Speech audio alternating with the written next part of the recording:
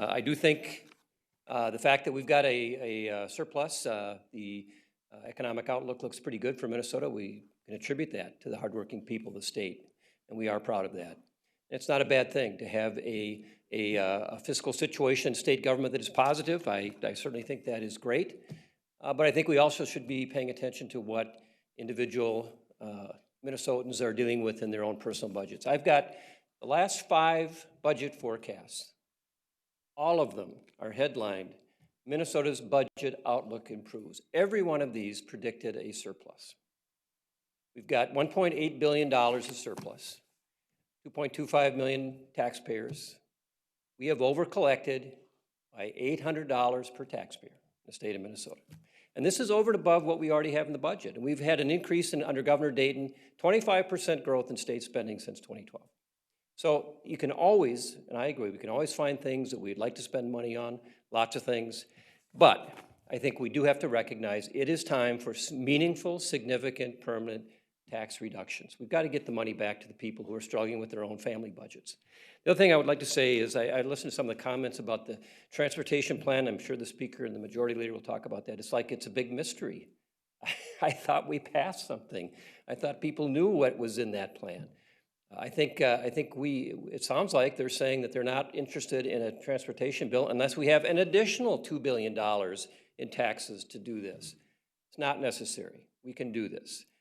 And I think it's great that we have to have a balance, and we have done a lot of work in rural Minnesota roads, and I'll tell you, I've driven a lot around the state of Minnesota, and they have very good roads.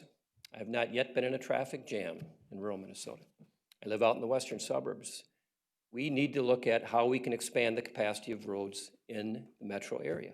They're going to close down 169 from 494 to 394 for a year to fix that roadway. And when it's done, there will not be one additional lane added to capacity on that roadway.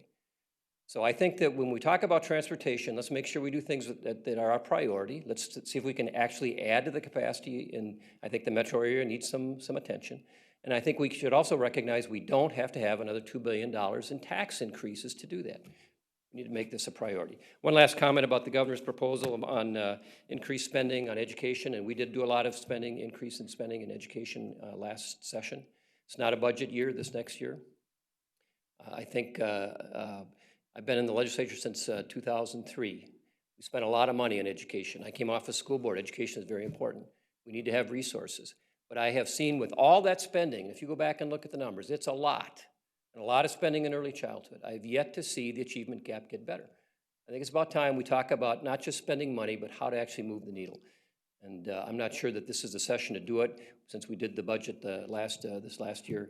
But we have to focus, I think, on tax relief and addressing the transportation needs of the state. And I think we need to do it without another tax increase. Thanks. Well, obviously the numbers today are positive. We do have a budget surplus of $1.2 billion available.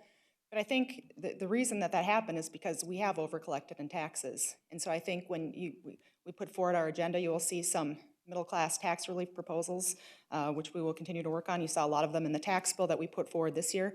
And, you know, just commenting on sort of Governor Carlson's comments on transportation, I'm glad to hear that the governor has taken the gas tax off the table. Sounded like all of the parties in the room weren't necessarily aligned with his position. But I think what we can take from that is, you know, last year Republicans put together a package, transportation package, that did provide structural stability for transportation, including things like dedicating the part on auto sales tax, dedicating the tax on that to roads and bridges going forward, dedicating car sales tax to going forward, rental tax going forward to transportation. And the governor's proposal last year was a 16 to 26 cent gas tax, and so I'm glad he's moved away from that. Minority Leader Thiessen didn't seem like he was on board with that, but I would like to see their plan as well. We put together a very, very comprehensive plan last year, so I'd be looking forward to seeing what plan that the Democrats have, whether or not it includes the tax increase, as Minority Leader Thiessen said, or it doesn't, as the governor has said. Also interested in the governor's comment on broadband. He said he wanted to spend $100 million. Last year, I believe he proposed $30 million. The Senate Democrats proposed about $17 million, so that's quite an increase in that. So we'll be happy to talk to the governor and the Democrats in the Senate and the House to find what they want to do going forward. But I think for today, this is good news. There's a couple of things that are a little bit of concern, but I think that the bottom line is that Minnesotans have been overtaxed, and we need to look at some permanent relief to that situation. Thank you.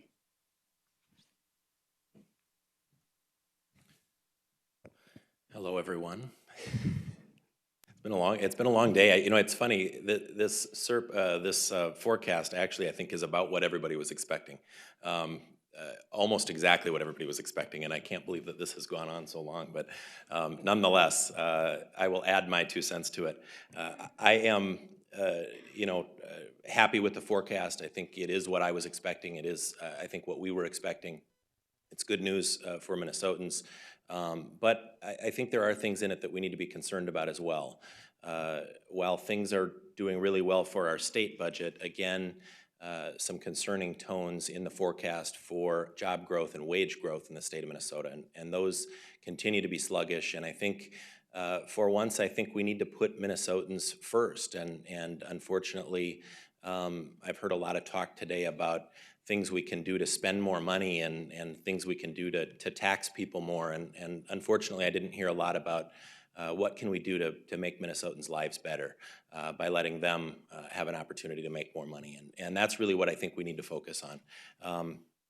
Obviously, this next session, the House Republicans and I think the Senate Republicans join us in this. We will be focused on a transportation funding package. We have put that package forward. That package does work.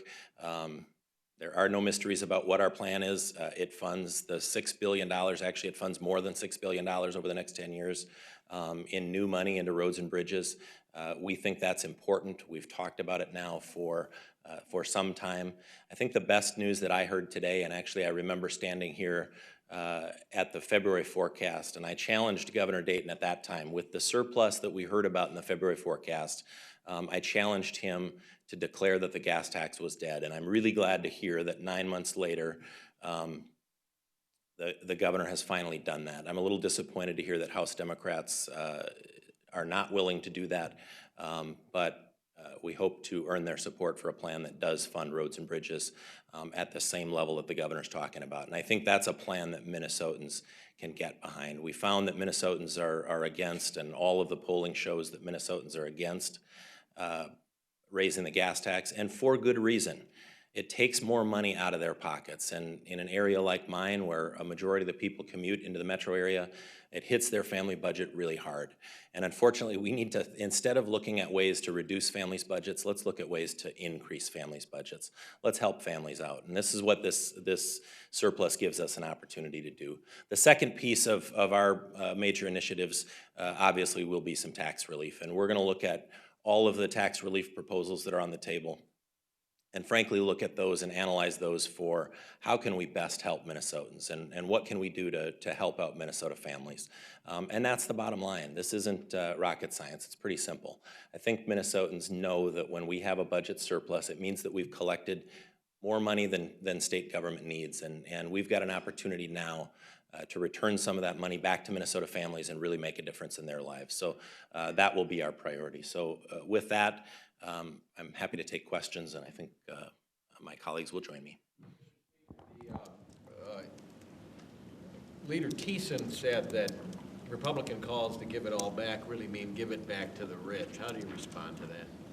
Well, you know, obviously, Representative Thiessen has a desire to win the majority back. I understand that. I've been in that situation, but what we need to do is look at the plans that we've put forth and look at our words and our actions.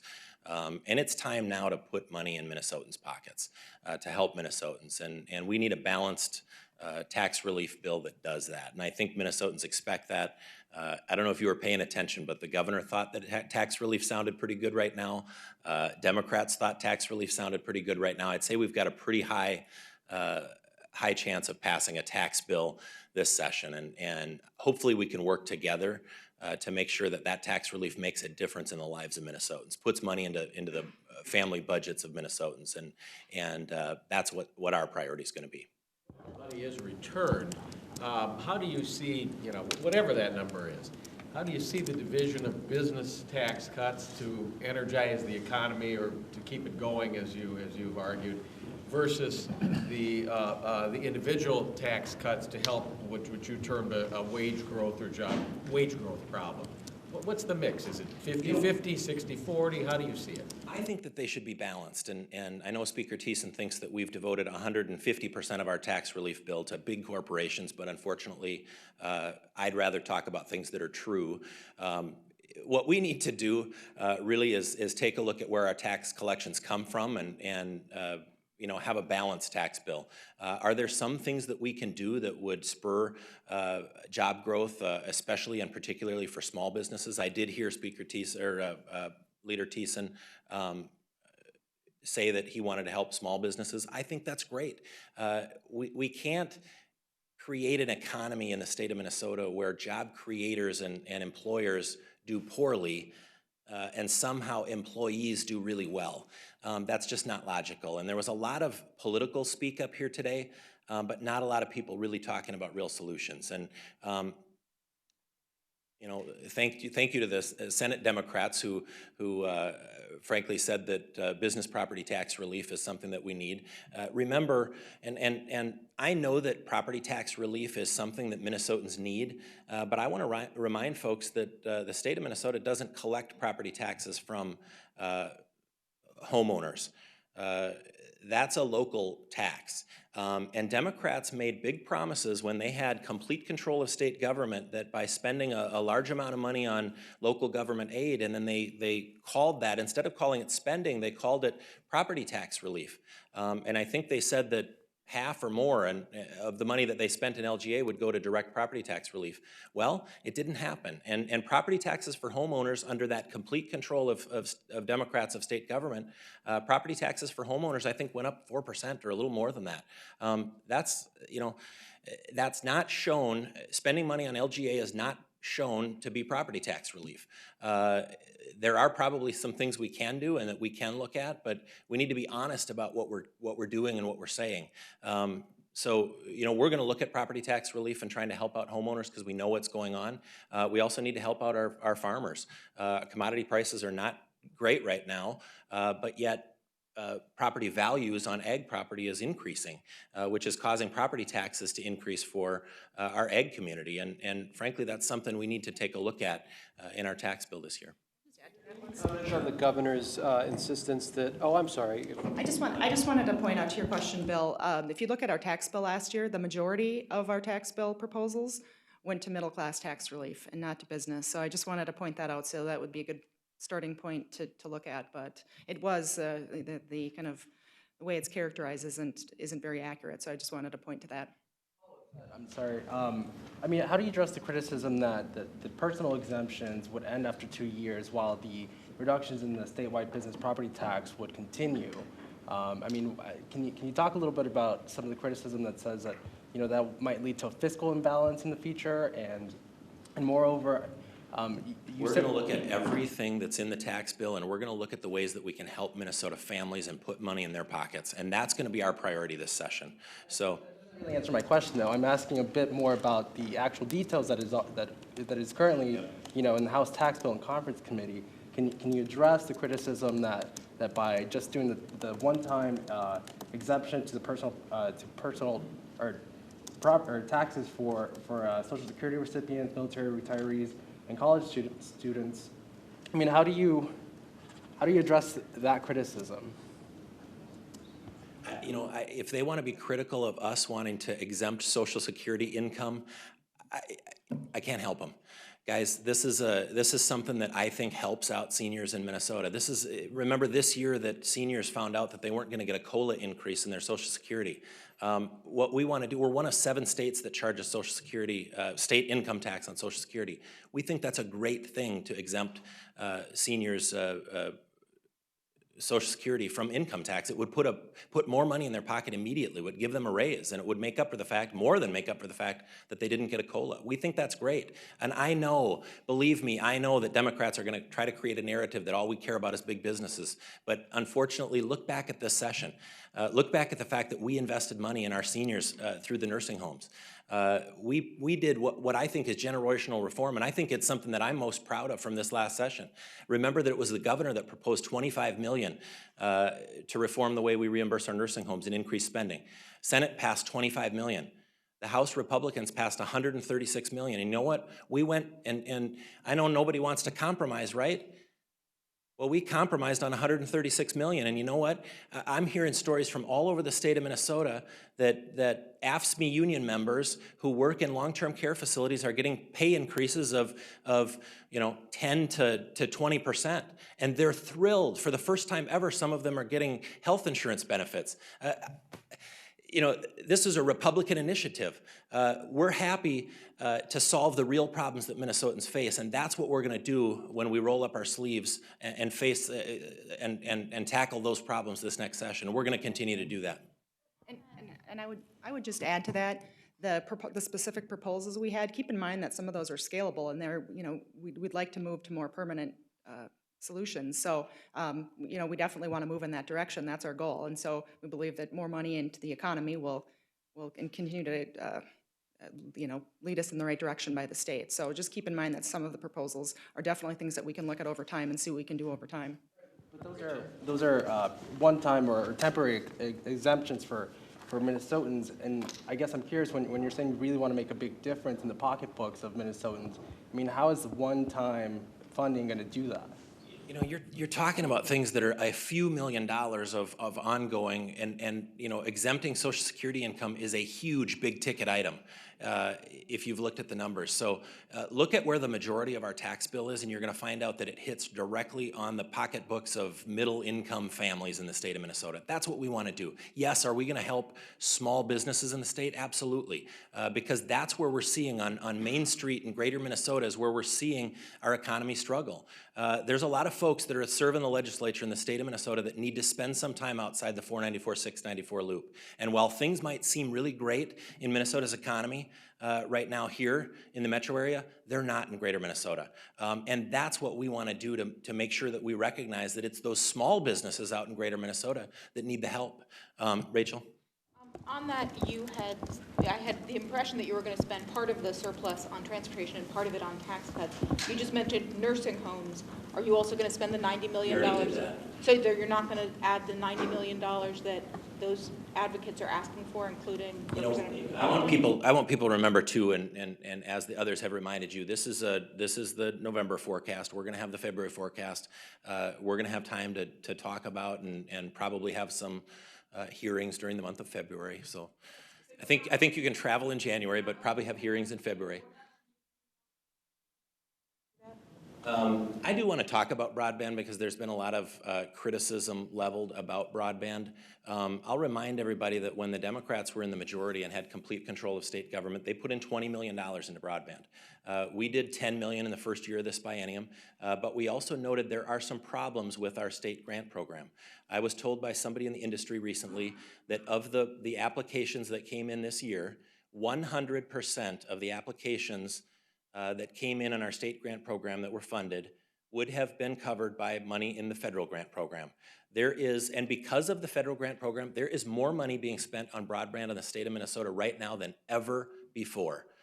What we need to do is reform our state grant program to make sure that it complements the federal grant program or leverages the federal grant program to get internet to people that don't have it.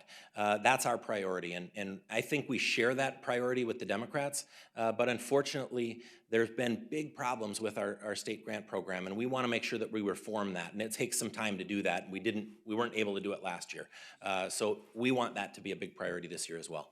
Speaker, something of more immediate nature. You had a chance to meet with their caucus last week. Is there any appetite for this special session regarding the range and perhaps some Minneapolis communities? I will repeat that we are very concerned about the economy on the range and the long-term job growth on the range and long-term job stability on the range. I understand that they may need a temporary Band-Aid here, but we think doing that without addressing also how did we get here and what can we do to get out of here? What I think these people really want isn't an unemployment check. I think they want their job back. So we want to talk to the governor, and we're going to meet early next week. On top of that, they've thrown a bunch of other things on that they want to be on the table. That's certainly fine. We're happy to talk about all of that. But we have to sift through that, and I can't really say whether or not there will or won't be a special session.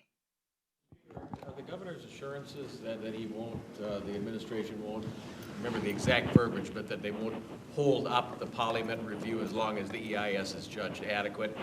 Does that satisfy your concern in that area? Well, I will remind everyone that the governor proposed a delay or a potential delay in the Polymet project 2 days before he said, you know, let's call a special session to fund this extension of unemployment benefits.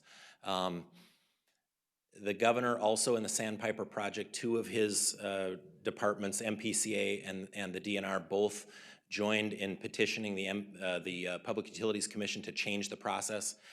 Those environmental groups then sued the state for changing the process, and it kicked it right back to square one.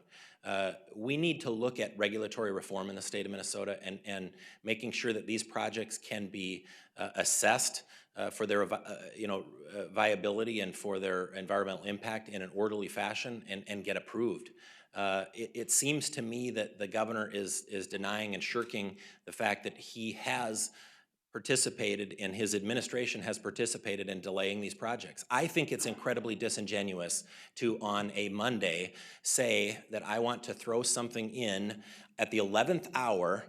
Maybe I shouldn't say 11th hour. Let me put it in a better perspective. To throw something in the 10th year of the approval process for Polymet, a new thing that isn't required by statute, a new study, and then 2 days later say, but you know, we need to extend unemployment benefits because the job market up on the range isn't real good right now. So delaying job creation on a Monday and then on a Tuesday or Wednesday saying we want to, take care of these people because we care about them is disingenuous. And I think we've got an opportunity to not only look at short-term solutions for these folks, but to look at long-term solutions. And I want the governor to get out of the way and stay out of the way. But he doesn't think that what he did was getting out of the way. He doesn't believe that he interfered at all. And unless he looks at his actions already and admits that, yes, those did delay the progress. If you don't believe they delayed it, North Dakota started the review process on Sandpiper Pipeline at the same time we did a year ago. In North Dakota, the project is 100% approved and shovel ready. They could start this afternoon on construction. In Minnesota, we're absolutely at square one 1 year later. And the governor, through two of his departments, participated in petitioning the Public Utilities Commission to support a process that the courts later deemed was illegal, and that has delayed the project. So unfortunately, he doesn't accept responsibility for his actions or his department's actions, and I don't know that we can trust his words because the words don't match the actions. So we are concerned about that. But I look forward to talking to the governor about helping out folks on the range. I think we're meeting on Monday morning. I got on a soapbox up here, didn't I? The governor's linkage of the tax cuts to a comparable amount of education funding increase. I will say that in education, I believe that what we passed this last session was the largest funding increase in K-12 education in 10 years. We passed a fully funded state budget.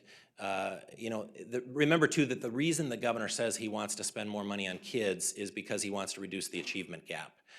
We put a record amount of money into pre-K scholarships, which, by the way, the data shows actually does help, and it's the best way of reducing the achievement gap. And I think what we need to do is look at really solving the problem. If the problem of the achievement gap is why we want to spend more money, and that's certainly a noble cause, and I respect the governor, but I'm going to direct him, as I did in the last session, back to the problem, which is the achievement gap. So let's solve the achievement gap, but in order to do that, let's look at the solutions that actually will work. And universal pre-K is not shown to help. where targeted scholarships to people that need them, that really include choice and allowing the parents to choose where those kids go to school and what program meets their needs, that has been shown to significantly reduce the achievement gap in other states. So let's follow the lead of people that are being innovative, and I'm going to keep directing.